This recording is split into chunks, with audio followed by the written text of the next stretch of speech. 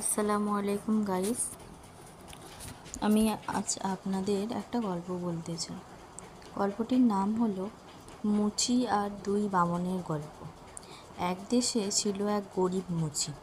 গরিব হলেও মুচি ছিল ভীষণ কর্মঠ আর সৎ।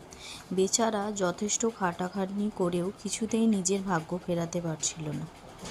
দিন দিন বরং সে গরিব থেকে তস্য গরিবে পরিণত হচ্ছিল। শেষমেশ অবস্থা এতটা করুণ হলো, চামড়া কিনে যে জুতো বানাবে সেই পয়সাও মুচির কাছে ছিল না। যেটুকু চামড়া তার কাছে ছিল সেটা দিয়ে বড়জোর এক পাটি জুতো বানানো সম্ভব। কি আর করা। পরদিন সকালে এক পায়ের জুতো তৈরি করার ইচ্ছায় সন্ধ্যের দিকে বসে মুচি চামড়া মাপ মতো কাটছাঁট করে রাখল। তারপর শান্ত মনে ঈশ্বরের কাছে প্রার্থনা করে বিছানায় গিয়ে ঘুমিয়ে পড়ল। পরদিন ভোরে মুচি সকালের প্রার্থনা সেরে জুতো বানানোর কাজে বসতে গিয়ে দেখে তার টেবিলের উপর নিখুঁতভাবে তৈরি এক জোড়া জুতো রাখা আছে। মুচি জুতো জোড়া দেখে বিস্ময়ে হতবাক হয়ে গেল। তার মুখে কোনো কথাই ফুটল না। জুতো জোড়া হাতে নিয়ে সে খুব খুঁটিয়ে দেখল।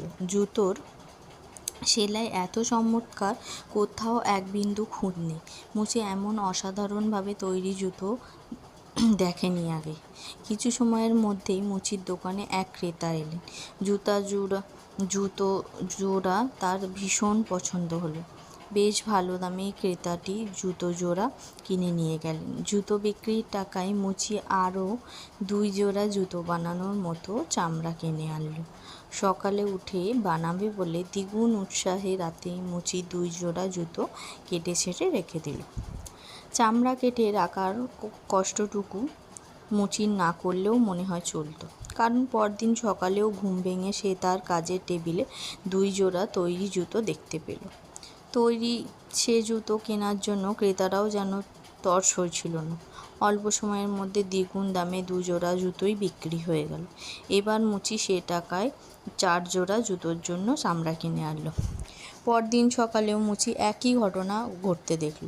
4 জোড়া তৈরি জুতো তার টেবিলে বিক্রির জন্য প্রস্তুত।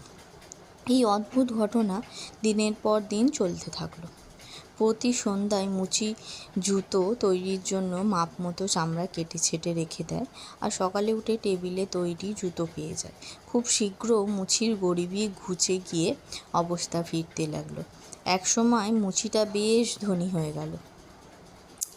এদিকে বড়দিনের আর বেশি দেরি নেই।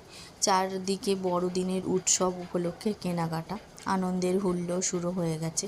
এরকম এক সন্ধ্যায় জুতোর জন্য চামড়া কাটছাঁট সেরে ঘুমোতে যাওয়ার আগে মুচি তার বউকে বলল, আচ্ছা, আজ রাতে আমরা যদি না ঘুমিয়ে দেখার চেষ্টা করি কে বা কারা আমাদের জুতো তৈরিতে সাহায্য করে, কেমন হয়?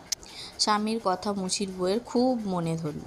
কে তাদের সাহায্য করে সেটা দেখার কৌতূহলে একখানা মোমবাতি জেলে রেখে মুচি আর মুচির বউ হ্যাঙ্গারে ঝুলিয়ে রাখা কাপড়ের আড়ালে গিয়ে ঘাপটি মেরে বসে থাকলো।